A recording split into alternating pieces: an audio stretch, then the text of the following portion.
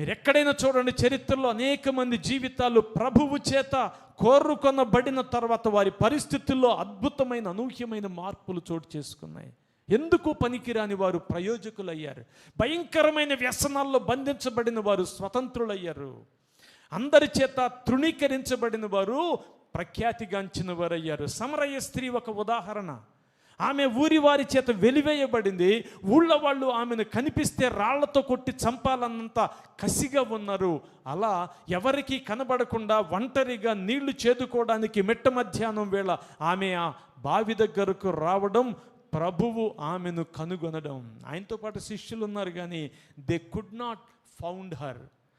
వారు ఆమెను వాళ్ళు కనుగొనలా.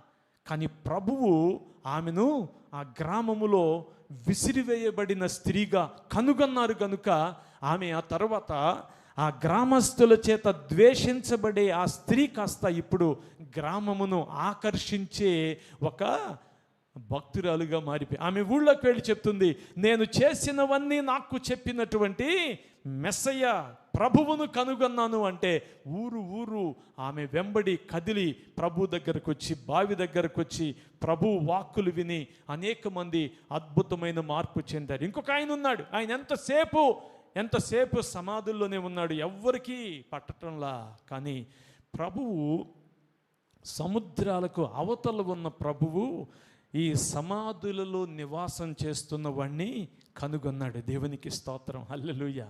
అతడి పేరే గెరాసేనుడు.